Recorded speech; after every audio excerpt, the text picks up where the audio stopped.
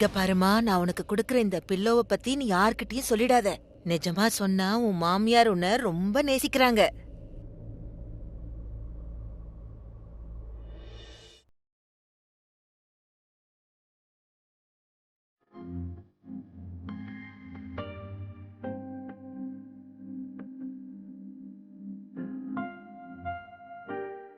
சண்டை போட்டதை மன்னிச்சிடலாம். எப்படியும் ஒன்னா தானே இருக்கணும். அதுவும் இந்த ரூம்ல நாம ஒன்னா தானே தூங்கணும். ஆ? இல்ல இல்ல இல்ல. இது இது என்னோட குஷன். ஓகே, இது எப்போ என்கிட்ட தான் இருக்கணும்.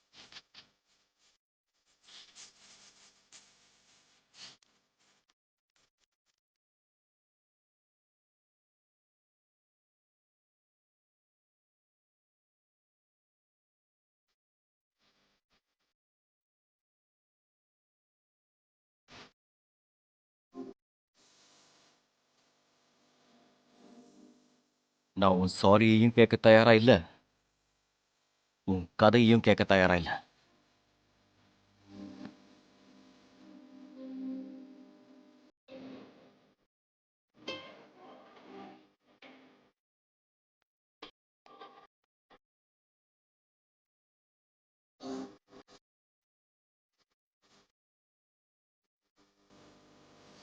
உங்களை யாரோ பார்க்க வந்திருக்காங்க. மெயில் எடுத்த பர்மிஷனோட. நேரம் ரொம்ப கம்மியா தான் இருக்கு. எவ்வளவு சீக்கிரம் முடியுமோ அவ்வளவு சீக்கிரம் பேசிடுங்க. கரண்,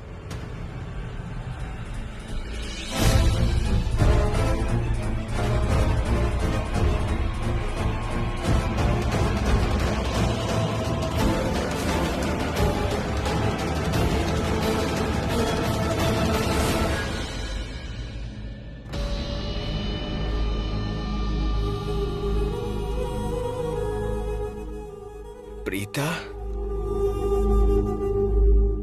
தேங்க்யூ பிரீதா, என்னை சந்திக்க சம்மதிச்சதுக்கு. நீதான் வரன்னு எனக்கு தெரியாது. தெரிஞ்சிருந்தா நான் உன்னை சந்திக்க சம்மதிச்சிருக்கவே மாட்டேன். நீங்க என்ன நினைச்சீங்க பிரீதா? நான் வரலனா வேற யார் வந்திருப்பா? அந்த கிரிக்கெட்டர், அந்த கிளிந்தர பிளேயர் உங்களை பார்க்க வருவானா? ப்ளீஸ் பிரீதா, நீங்க இந்த கருத்து வேறுபாட மறந்துருங்க. அவன் இப்ப என்ன பண்ணிட்டு இருக்கான்னு தெரியுமா? வீட்ல ரெஸ்ட் எடுத்துக்கிட்டு இருக்கான். அவனுக்கு உங்க மேல அக்கறையும் இல்ல, டென்ஷனும் இல்ல. He doesn't care for you. I care for you Preetha. எனக்கு உங்க மேல அக்கறை இருக்கு. உங்களை நினைச்சு எனக்கு டென்ஷனா இருக்கு. அதனால தான் வந்தேன். உங்களை பார்க்க வந்தேன். ஏன்னா எனக்கு தூக்கமே வரல. சொல்ல வேண்டியதெல்லாம் சொல்லியாச்சா? உன்கிட்ட நான் பேசவே விரும்பல. இப்போ இங்க இருந்து போயிடு. பிரீதா, ஏன் இப்படி எல்லாம் பேசுறீங்க பிரீதா? யாரு இங்க இல்லையோ அவனுக்காக காத்துக்கிட்டு இருக்கீங்களே. என்ன பாருங்க, நான் இங்க வந்திருக்கேன், அதுவும் உங்களுக்காக. ஏன் வந்தேன் சொல்லுங்க? நான் ஏன் வந்தேன் உங்களுக்காக? என்ன என் மனசுல உங்க மேல நிறைய காதல். Oh shut up. இல்ல, நான் உங்களை காதலிக்கிறேன். எல்லாருக்குமே இந்த காதல் தெரியுது, அதுவும் உங்களை தவிர. ஏன் உங்களுக்கு தென்படல என் காதல்? உனக்கு கொஞ்சம் கூட வெக்கமே இல்லையா? உனக்கு கொஞ்சமாவது அறிவுன்னு ஒண்ணு இருந்தா ஒரு கல்யாணமான பொண்ணுகிட்ட இப்படி எல்லாம் பேசிருக்க மாட்டேன். அதுதான் ப்ராப்ளமே பிரீதா. நீங்க இந்த ஹார்ட்லெஸ் கரண்டை போய் உங்க புருஷனை நினைச்சுக்கிட்டு இருக்கீங்க. பிரீதா, நீங்க உங்களை கல்யாணம் பண்ண விட நினைக்காம இருந்திருந்தா நீங்க என் மனசுல இருக்க எல்லா ஆசையும் கேட்டிருப்பீங்க. உங்க மனசுல இருக்க எல்லா ஆசைகளையும் என்கிட்ட சொல்லிருப்பீங்க. அப்போனா நான் இப்பவே சொல்லிடுறேன். என் மனசுல இருக்கிற ஆசை உனக்கு தெரியணும்ல. என் மனசுல உன் மேல இருக்கிறது வெறும் வெறுப்பு மட்டும்தான். அதுவும் நிறைய வெறுக்கிற. புரிஞ்சுதா? இப்ப இங்க இருந்து கிளம்பு. பிரீதா, நான் எங்கேயும் போக மாட்டேன் பிரீதா. உங்களுக்கு தெரியுமா நான் இங்க வர எவ்வளவு கஷ்டப்பட்டேன் தெரியுமா? ரொம்ப கஷ்டப்பட்டேன். கண்டம கால்ல விழ வேண்டியதா போயிடுச்சு. இங்க வரதுக்கு ரொம்ப இம்பாசிபிளா இருந்தது. ஆனா நான் எல்லாத்தையும் பண்ணேன், எல்லா எஃபர்ட்ஸையும் எடுத்தேன். ஏன்? உங்களுக்காக தான். பல மணி நேரம் போராடினதுக்கு அப்புறம் தான் எனக்கு இங்க வர பெர்மிஷனே கிடைச்சது பிரீதா. ஆனா இப்ப உங்களை பார்க்க என்ன கிடைச்சது? வெறும் 15 நிமிஷம் தான். உடனே நான் என்ன யோசிச்சேன்? ஒரு காதலனுக்கு 15 நிமிஷமே அதிகம் தானே. ஏனோ பிரீதா, இந்த 15 நிமிஷத்துல நான் உங்ககிட்ட சொல்றேன், உங்களை இப்படி ஜெயில நான் பார்த்த உடனே எனக்கு ரொம்ப கஷ்டமா இருக்கு. யூனோ வாட் பிரீதா, இந்த உலகம் என்ன வேணாலும் சொல்லட்டும், ஆதாரம் சாட்சின்னு என்ன வேணாலும் சொல்லட்டும், ஆனா நான் இந்த உலகத்தை நம்ப மாட்டேன். இந்த ஆதாரம் இந்த சாட்சியில நான் நம்ப மாட்டேன். நான் நம்புறது எல்லாமே உங்களை மட்டும்தான் பிரீதா. நீங்க என்ன சொன்னாலும் சரி, அதை நான் நம்புவேன். எனக்கு தெரியும் நீங்க அக்ஷய கொலை பண்ணலன்னு. எனக்கு தெரியும். ஒன்னு சொல்லவா, உங்களை சந்திக்க என்னால இங்க வரைக்கும் வர முடியுதுன்னா உங்களை இங்க இருந்து வெளியே கொண்டு வர எந்த எல்லையை வேணாலும் கடக்க நான் தயாரா இருப்பேன். என்ன வேணாலும் செஞ்சு உங்களை இங்க இருந்து வெளியே கூட்டிட்டு போவேன். இன்னொரு பக்கம் அவன் அந்த கில்லி தண்டா பிளேயர், அவனுக்கு உங்க மேல அக்கறையே இல்ல Preetha. He doesn't care for you. உங்க டென்ஷனே அவனுக்கு இல்ல. என்ன பண்ணிக்கிட்டு இருக்கான்? உங்களை பார்க்க அவன் இங்க வந்தானா? இல்ல வரலையே, வீட்டுல உட்காந்து ரெஸ்ட் எடுத்துக்கிட்டு இருக்கான். ஆனா இன்னொரு பக்கம்னா உங்களுடைய பிருத்வி எவ்வளவு போறேன்னு தெரியுமா? கஷ்டப்பட்டு எஃபர்ட் போட்டேன், அதுவும் இங்க வர்றதுக்காக தான், உங்களை பார்க்கறதுக்காக தான். ஏன்? ஏன்னா நான் உங்களை காதலிக்கிறேன், உண்மையா காதலிக்கிறேன். தள்ளி போ. உனக்கு கொஞ்சம் கூட வெக்கமே இல்லையா? நீ பாட்டுக்கு இந்த மாதிரி எல்லாம் பேசிக்கிட்டு இருக்க. உனக்கு ஞாபகம் இல்லையா? உனக்கும் கிருத்திகாக்கும் கல்யாணமாக போகுது. நீ கிருத்திகாவை கல்யாணம் பண்ணிக்க போற. உங்களுக்கு கண்டிப்பா புரியாது.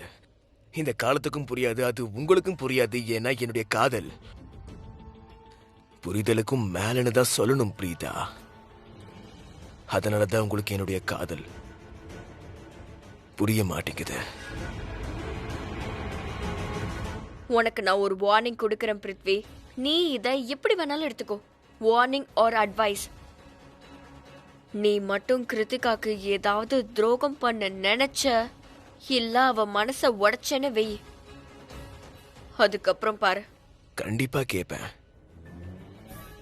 உங்களோட இந்த கட்டளையை நான் கண்டிப்பா கேட்பேன் பிரீதா. நான் தான் முன்னாடியே சொன்னனே, மறுபடியும் இன்னொரு முறை சொல்றேன். உங்க மனசை காயப்படுத்துற மாதிரி நான் எந்த காரியத்தையும் செய்ய மாட்டேன் பிரீதா. உங்க மனசு உடைய நான் விட மாட்டேன். ஆனா நீங்க என் மனசு உடைக்கிறீங்க பிரீதா. அந்த கிரிக்கெட்டருக்காகவா காத்துக்கிட்டு இருக்கீங்க? அவன் உங்களுக்காக என்ன பண்ணா சொல்லுங்களேன் பாப்போம். என்ன பண்ணா? இது வரைக்கும் ஏதாவது பண்ணானா? உங்களை பார்க்க வந்தானா? இல்லையே. உங்களை யாரு பார்க்க வந்தது? அதுவும் மனசார இவ்வளவு கஷ்டப்பட்டு இவ்வளவு எஃபர்ட் எடுத்து போராடி வந்தவன் மேல உங்களுக்கு கொஞ்சம் கூட அக்கறையே இல்லையா? ஒரு பக்கம் உங்களுடைய பிருத்திவியை கொஞ்சம் பாருங்க. You know what பிரீதா, இந்த காதல் விஷயத்துல அந்த கிளிதண்டா பிளேயருக்கும் எனக்கும் காம்படிஷனே இல்ல. அவனால நெருங்க கூட முடியாது. You know what, ஒருவேளை அவன் இடத்துல நான் இருந்திருந்தா உங்களை அரெஸ்ட் ஆகவே விட்டுருக்க மாட்டேன். ஆனா என் நிர்பந்தம் அப்படி. நானே நினைச்சாலும் அந்த போலீஸ்காரங்களை என்னால நிறுத்த முடியல. ஏன்னா எல்லாரும் முன்னாடி நான் உங்களை தடுத்து இருந்தா அங்க இருக்க எல்லாருக்கும் நான் உங்களை காதலிக்கிறேன்னு தெரிஞ்சிருக்கும். எனக்கு எந்த கவலையும் இல்ல. ஆனா உங்களுக்கு அப்படி இல்ல. உங்களுக்கு கெட்ட பேர் வந்துடும் பிரீதா. கிருத்திகாவுடைய மனசு உடைஞ்சிருக்கும், பல பேருடைய மனசும் உடைஞ்சிருக்கும், உறவு முறிஞ்சிருக்கும். ஆனா எனக்கு உங்க வாழ்க்கையில இப்படி எல்லாம் உடைஞ்சு போறது எனக்கு என்னமோ பிடிக்கல. எனக்கு வேண்டியது நீங்க சந்தோஷமா இருக்கணும், எப்பவும் சந்தோஷமா இருக்கணும். அதனாலதான் பிடிக்கலன்னா கூட எனக்கு வேற வழி தெரியாம அமைதியா ஒரு ஓரமா போய் நின்னுட்டேன். உங்களுக்காக என்னால எதையும் செய்ய முடியல. ஒரு வேலைக்கு யாராவது உங்களை ஏறெடுத்து பார்த்தா கூட நான் உங்க கண்ணை நோண்டிடுவேன். தப்பி தவறி கூட உங்களை யாராவது தொட்டுட்டாங்கன்னா நான் அவங்கள உசுரோட எரிச்சிடுவேன், அவங்கள கொன்னுடுவேன், அவங்கள மர்டர் பண்ணிடுவேன்.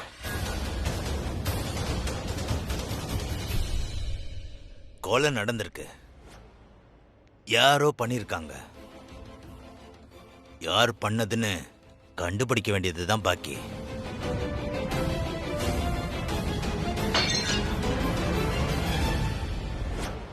உங்களோட கதை இந்த இன்சிடென்ட்டோட மேட்ச் ஆக மாட்டேங்குது. 98% கரெக்ட், அப்புறம் 2% தப்பு. நீ அக்ஷய மர்டர் பண்ணது நீயா என்ன?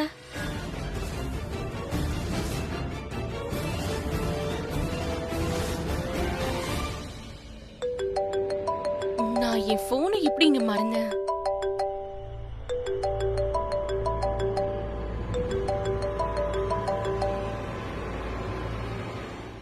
எனக்கு எதுக்கு ஃபோன் பண்ண?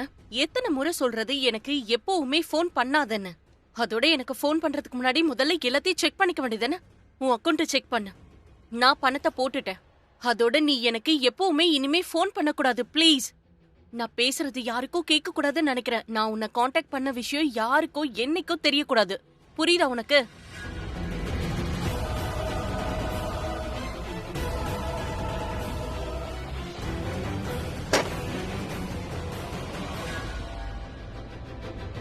மஹிரா யார் அக்கௌண்ட்ல பணத்தை போட்டிருக்கா?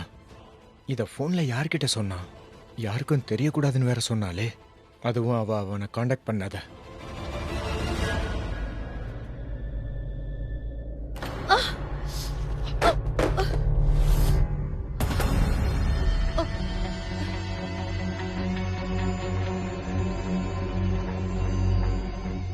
அடடா ஷர்லின், என்னாச்சு? உனக்கு ஒன்னும் ஆகலையே? இரு இரு, தண்ணி கொண்டு வரேன். இல்ல இல்ல வேண்டாம் சித்தி, எனக்கு ஒண்ணும் இல்ல. ஓ பரவாயில்ல.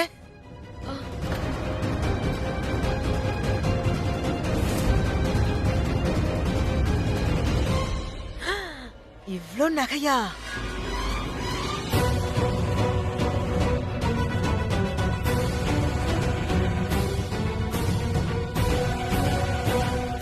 என்னாச்சு சித்தி?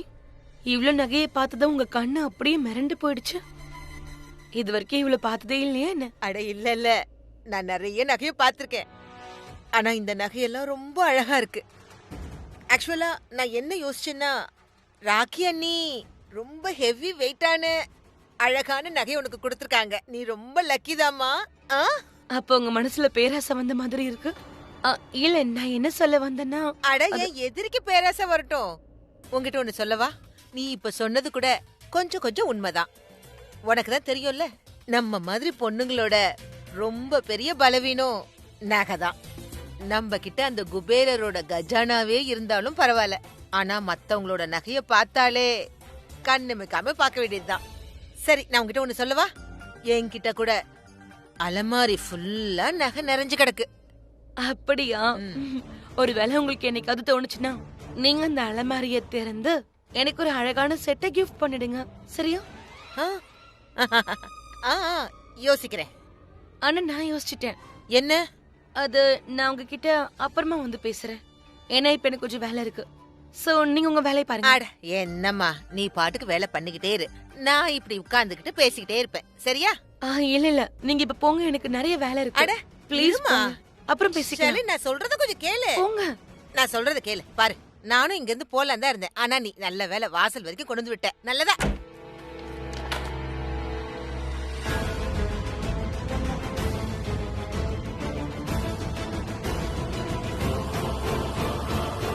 சரியான மரியாதை கிட்ட பொண்ணா இருக்காளே. யாரோ பல்லாருன்னு மூஞ்சில அடிச்ச மாதிரி இவ பாட்டுக்கு பிஹேவ் பண்றா.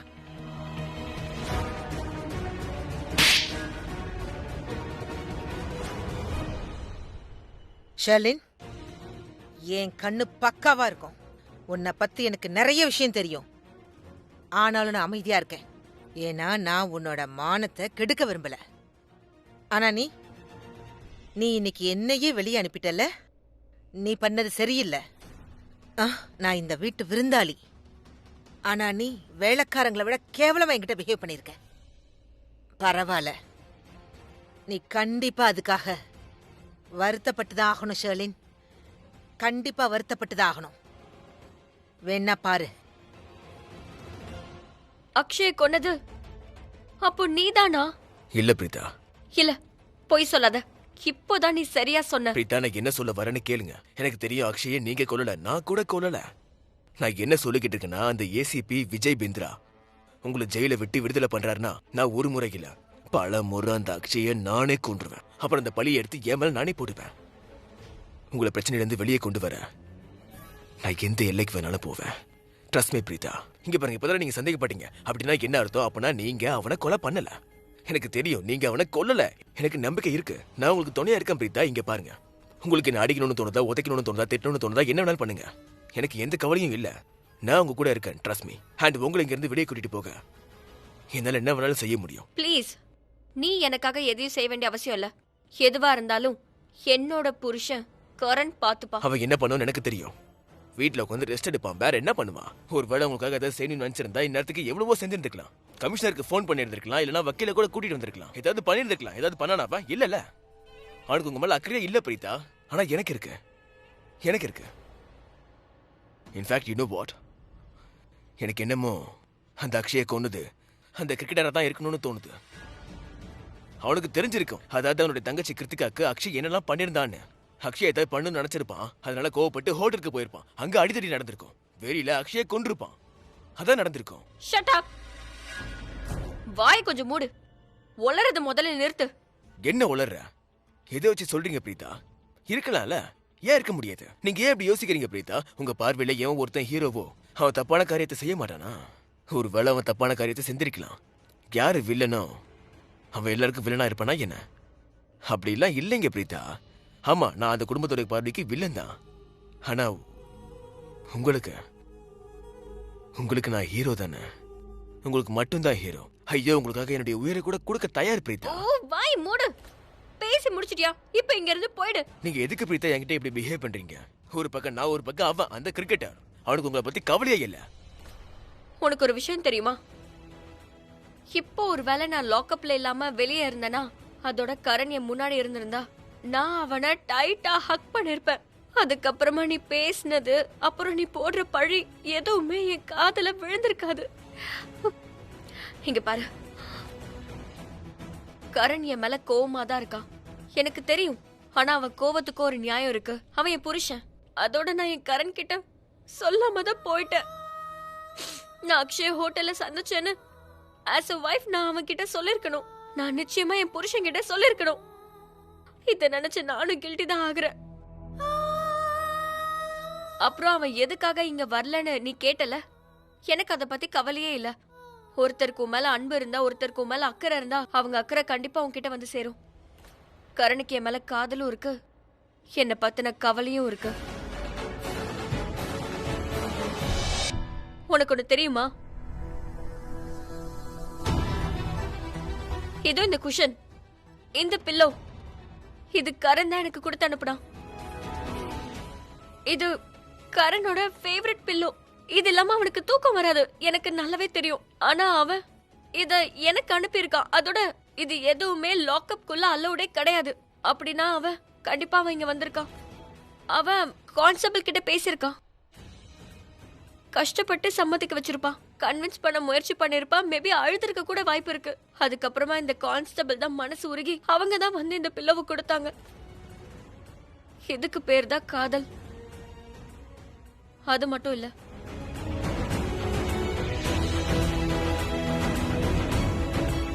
இங்க பாரு, இது ஃபலூடா. எனக்கு நல்லா தெரியும், இதையும் கொடுத்து அனுப்புறது கரண் தான். ஏன்னு தெரியுமா? ஏன்னா இதுல நிறைய சாக்லேட் கியூப்ஸ் இருக்கு.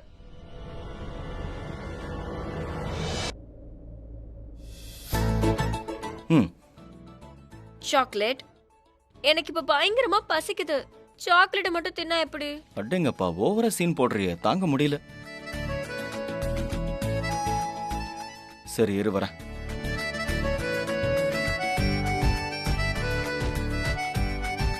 சாக்லேட்டையாவது ஒழுங்கா வச்சுட்டு போயிருக்கலாம். எனக்கு பயங்கரமா பசிக்குது.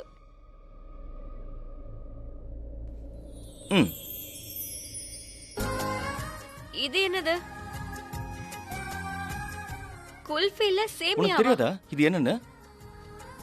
இதத்தான் ஃபலூடான்னு சொல்லுவாங்க.